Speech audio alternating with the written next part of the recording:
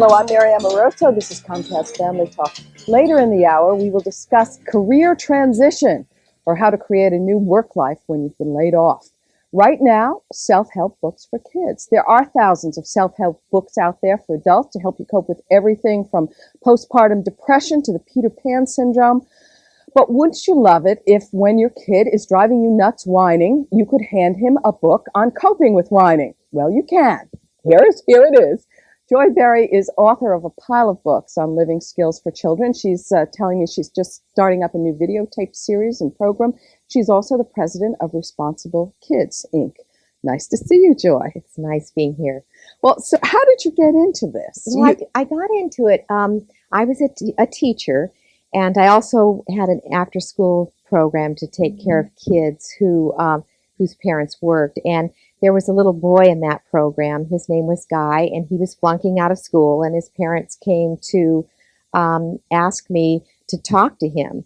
And when I went over to his house to talk to him, I discovered a 3-story treehouse in his backyard, and in talking with him, found out that he not only recruited the high school boys to build the treehouse, but also had amassed this massive treehouse club and was doing these very entrepreneurial things. And when I talked to him and asked him what he thought he did well, he went down the whole list. You know, I can't play any sports, I can't sing, I can't draw, and you know how I'm doing in school.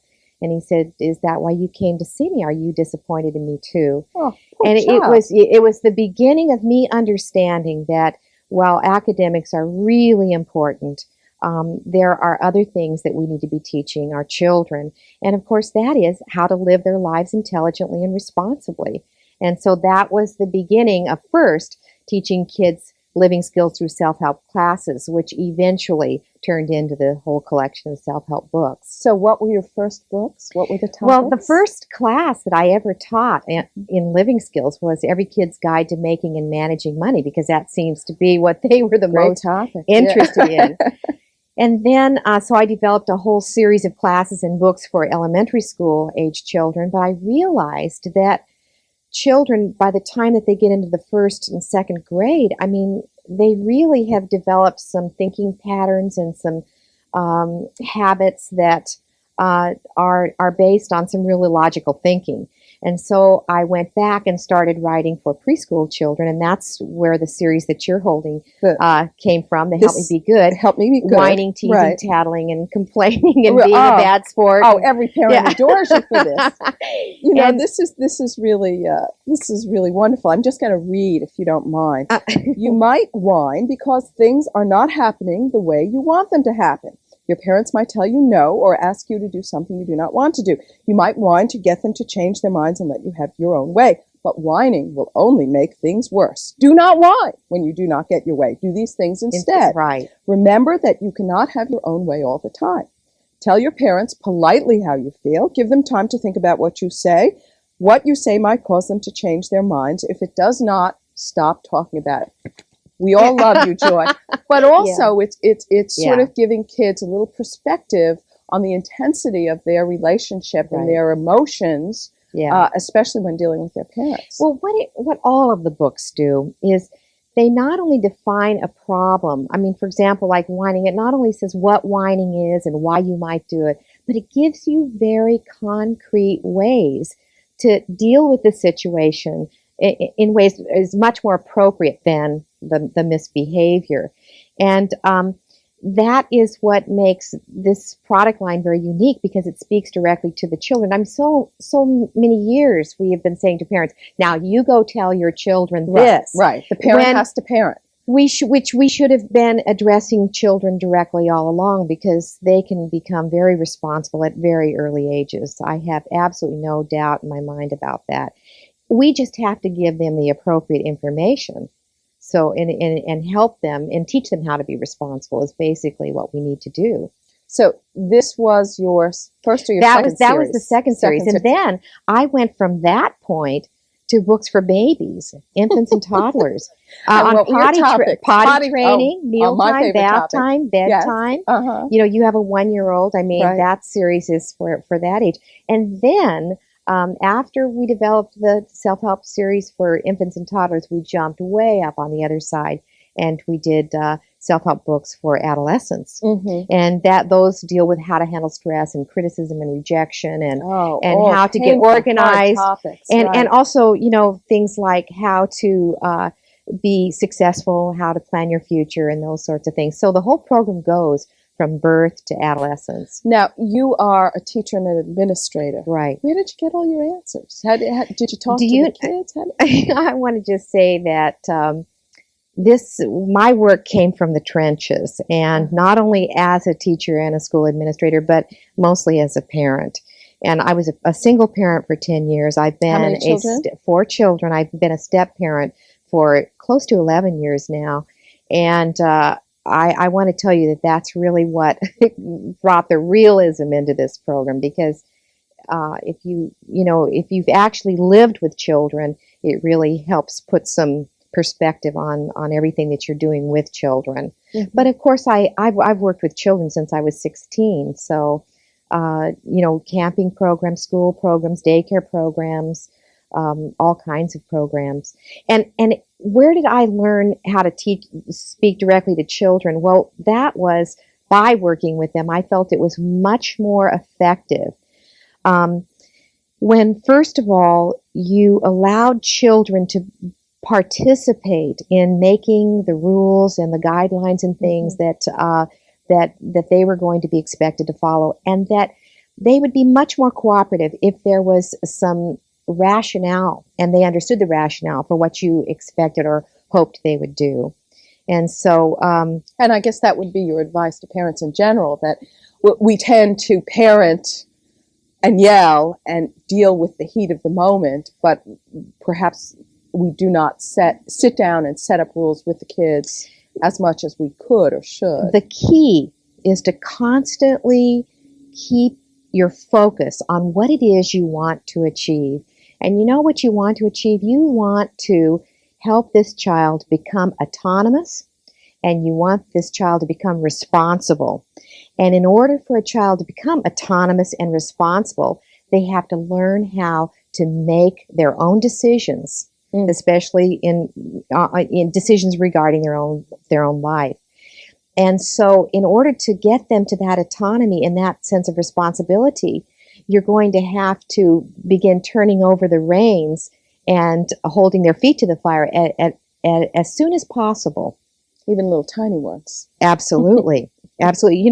The books, for example, the books for infants and toddlers, there's one on bath time, and it says, I don't want to ruin my toys, so I don't put certain toys in the bathtub, or I don't want to burn myself, so I test the water before I get in.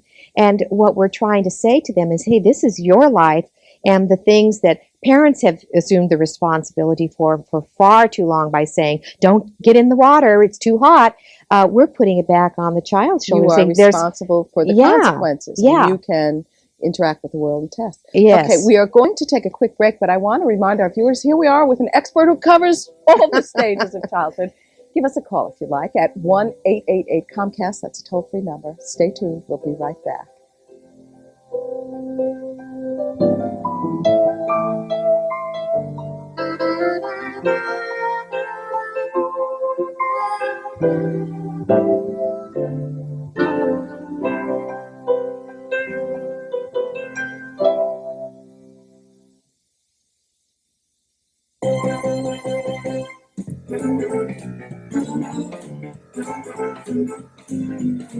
Hi, I'm Mary Amoroso. This is Comcast Family Talk.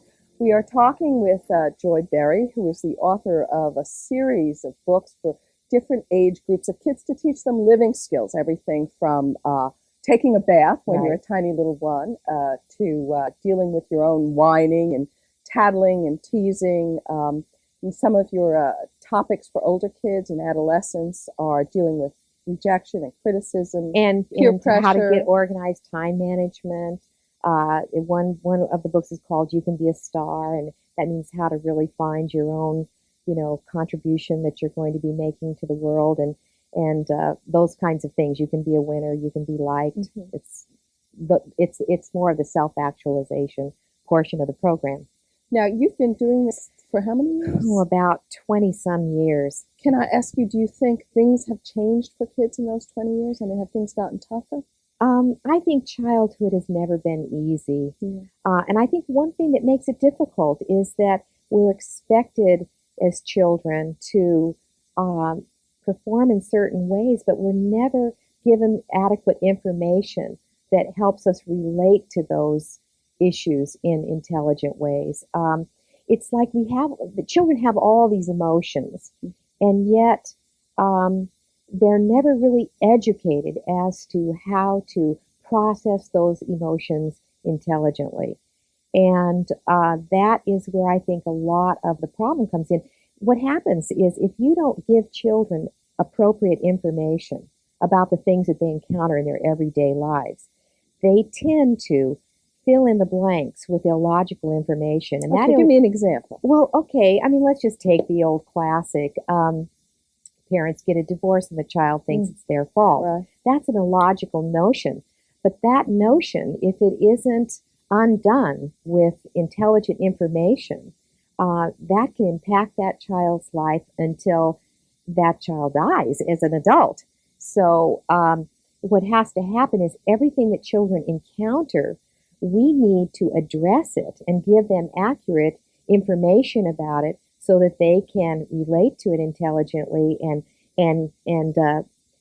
process it intelligently and live intelligent, responsible lives. And of course, sometimes that's hard because you don't know what actually is a mental crisis for the child, because sometimes they just don't tell you. It's something, it's like a private pain I have that they always nourish secretly. Absolutely. I've said that, you know what? It takes a certain amount of experience and intelligence to be able to formulate questions. Mm-hmm. And just because kids aren't asking the questions is no sign that the questions aren't there. And of course, that's why we've kind of organized this program in the way that we've done. We've observed children over these many, many, many years and watched what it is that they actually encounter. And what we do for parents is say, this is what a child is going to encounter at this age. And these are some of the subjects that you need to be talking to your child about. And these are some of the things that you might want to tell your child about that particular subject. Whether it's how to make a friend, or how to handle a disagreement, how to handle your money, how to handle your time, or how to relate to the law as it relates to you as a child. Children are responsible in a legal way when they're 7 years old. And yet, how many of us sit down and talk to children about the law as it relates to them? And so that's the kind of information that this program deals with. Okay, talk to me a little bit about your videotapes. We have a tape queued up, Yes. but tell me in advance of seeing this what you've got going with this. You are a multimedia enterprise. Well, actually, it's interesting that you bring that up because we're coming out with our first CD-ROM program. Oh, great. In Naturally, January. of course. And it's an interactive CD-ROM. It's going to be distributed by a company called Expert. And we're real excited about that. The program that you're going to see the clip from is the Human Race Club. And the Human Race Club is a television program that we're in the process of placing. But right now, it's in a home video form. So wonderful So you can stories. buy these things. Yes, you absolutely can. And they are stories about the didactic content in the self-help books. The self-help books tend to say, this is the subject is step 1, step 2, step 3, step 4. And of course, we add cartoons to make it very entertaining. But the Human Race Club is real life stories about those subjects. Okay, I believe the clip is ready. Tell me in my ear. Okay, so let's take a look.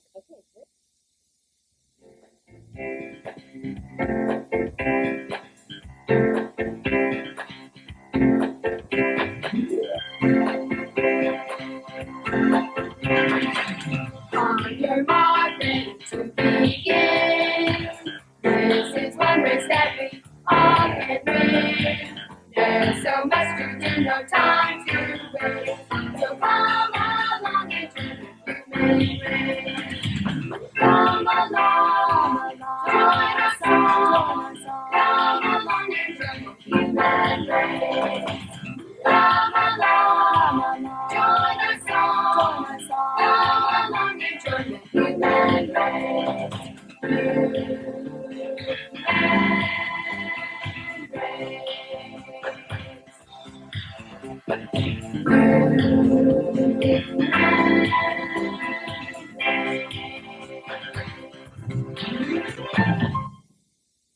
Hello, my name is Joy.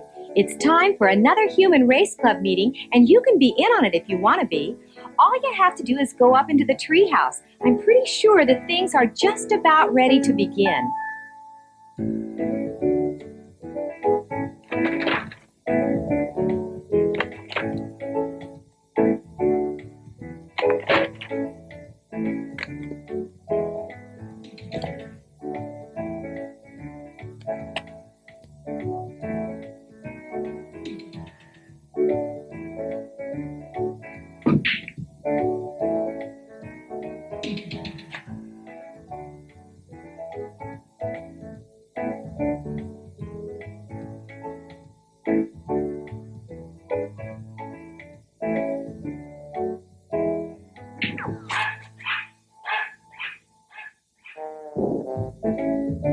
Now this yes. this is this treehouse. The Human Race Club is actually based on that treehouse story that I told you about earlier in the program. Teddy is the kid who owned the treehouse, and so all those characters and that little dog that you saw is actually my dog Sheba. Well, there you go. And each of these tapes, which are 30 minutes long, Yeah. deal with a different subject in a sort of story form. Right. And this one was about Prejudice and discrimination. discrimination, and there's money management, and there's how to make a friend, and there's one on sibling rivalry, and there's one on handling emotions, and one on self-esteem, and they're very good. Well, kids love to sit and watch, and if Yeah, you're they inputting do. a message into all of that, Yeah. that's great. Now, we did have a caller ask us where the books are available. The publishers that you can contact are Scholastic and Grolier right now. Grolier is Grolier. Right. As a matter of fact, they're in Connecticut on the East Coast here. And you can also order the books through your bookstores. You can go in because most of them are in books in print. Mm-hmm. So tell me a little bit about your non-book life. You have 4 children. You were a single Exactly. parent for long. How did you? I was a single parent for 10 years of my 2 biological children, and I've been a step parent for 11 years. And that's been the challenge. It really was. In fact, that's why I kind of dropped out of the scene for a while, because it was pretty all-consuming. I've got 4 really spunky kids. It's step parenting. It's always step parenting. You may adore your children, but it's always it's a hard merger. It's a challenge. And the most difficult, I think, of all the family relationships is a stepmother and a stepdaughter. Yeah. I think that, and I have 2 stepdaughters, and it's a real challenge. It really is. But I think a stepmother, that role it's just a no-win situation. And you just have to really make the best of it. How long did it take before you felt you sort of had a comfortable new family life, or is that too much to ask Well, for? my husband and I did something very interesting. I was raising 2 children in Northern California, and they were real Northern California kids. He was raising 2 kids in Scottsdale, Arizona, and they were real Scottsdale, Arizona kids. We knew if we Whatever put that them in the means. same house, they'd kill each other. So we decided that we would go back and forth, and we told our children, you're not getting married. We're getting married. So what we're going to do is we're going to go back and forth, hop on the plane with us when you want to. If you want to be a part of this family, great. If you don't, fine. But we're going to have our relationship. And because we gave them a choice, and because we honored their lives, they weren't the ones that made the mistakes with all these, divorces and remarriage and everything else. So we honored their lives, and we didn't uproot them and force them into this situation. Over a period of years, they really grew into it, and it's really a wonderful situation now. It's really settled into a very nice, comfortable family situation, but it took a while. So how long did you maintain 2 households? For the first 9 years, Wow. I think. Yeah. And you had a commuting marriage for 9 years. Yeah. So how often did you see each other as a couple? About every other week, and sometimes every week. I mean, we really made our marriage a priority. And I married a great man, I have to tell you. I mean, he was just, he's a psychiatrist, and of course I've been told that was the best cost-effective decision I ever made. But He's just wonderful. Pillow talk is only right. He is the greatest. And I do have four really great kids. I mean, they're spunky, and they really gave me a run for my money, all four of them. I mean, but that was because I think that the harder time that you get when kids are younger, the more exciting adults you're going to have. And I'll tell you That's something. words of wisdom for parents of spunky Oh, children. listen, and Yeah. you know, I mean, and the more trouble they give you, sometimes I think it's proportionate to the greater rewards at the end, because now these people are my best friends. And they are in their mid-20s, all four of the kids? Yes, 24, 25, 26, and 27, So about there. They're all out of college. You no longer maintain Well, two now that's households. a very No. Well, interesting yes. thing about all out of college, because one of the things that we define success in this program as being where you are by choice and intelligence. And my two biological children chose not to go a traditional route. My son was dropped in the middle of the Congo when he was 21 and went to the Binga tribe and became a Binga? and he did, as a matter of fact. And he became a African drummer and a musician, and he has a hit album in Africa as we speak. And my daughter also went to Africa and went to 5 different African countries to become a master African dancer. And so my son married an African woman who I just adore. Her name is Rejeko, which means enlightenment. And then I have my two stepdaughters. That one of them graduated from college. She was our academic and She went the traditional route. and yes. she's my preppy, and I just enjoy her so much. And the other one, you know, has chosen exciting alternative choices for her life as well. So it is exciting, and they've kind of shaped and molded their lives in a way that is so much more applicable and appropriate for them than anything I could have conceived as a traditional parent. So college, one of them, Right. but successful by being where they are by choice and intelligence, 4 of them. Wow. So, and did you always give them that recipe all along the way? absolutely. I'm sure it was not as coolly put sometimes. No, listen, well, can I tell you something? I really did. I absolutely did that. I said, first of all, the question that you'll never be happy unless you are making a contribution to the world in some way. Maybe it's to one person, maybe it's to 5, maybe it's to 1 million. But your focus needs to be on answering the question, what contribution am I going to make in my life? And I said, once you do that and you match that up with your talents and your gifts, and it's discovering those gifts, then you'll find your livelihood. And when you find your livelihood, then the money will come. And because you're going to be so happy that it doesn't make any difference if you make lots of money, because you can simplify your lifestyle, because you'll be so happy, you know, making your contribution and utilizing your gifts, that it won't make any difference what kind of life you live. And all of these kids live in different stages of economic, success, but they're all very happy because they're making contributions and they are exercising their gifts. So that was what I really kind of. Well, that sounds great. Good Yeah, for you. it worked. Now, but do tell me, when you finally merged households, did that change the state of your Well, marriage? no, because they were all out of the house then. You see, we said, let's don't come together in one household until the children. And when our last one graduated from college, that's when we merged our household. And so now my husband and I have our house with rooms that are open Are available for the for kids. children to Yeah. come visit. Yes, not to stay. Not No, to exactly. Stay. Right.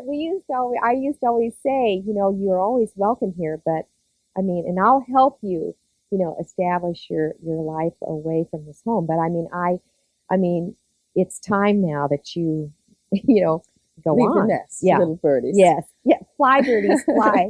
My sister always says. Where do you want to go? We only have about a minute and a half. Where do you want to go with the series now? You're trying to sell the television videos program to, is, and we're in the process of developing new things. We're doing hopefully some card pack programs, which is a monthly mail thing, and our big focus right now is this CD-ROM program that's coming out. It's been a real effort, and it's going to be a real exciting project. And we're always developing new products around the self-help books, and also endeavoring to keep the self-help books in print and refurbished all the time. And the products around the self-help books are things like? Well, we have toy and game series and things like that.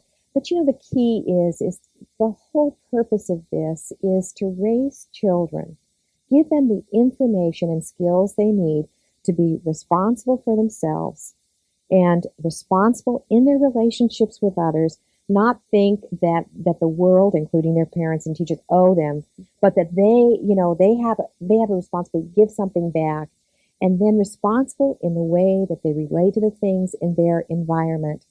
We don't do kids favors by taking things out of their environment. You can't watch TV. We're going to be, a family of intelligence, and we're not going to have a TV. But we do them a favor by teaching them how to relate to it intelligently and responsibly.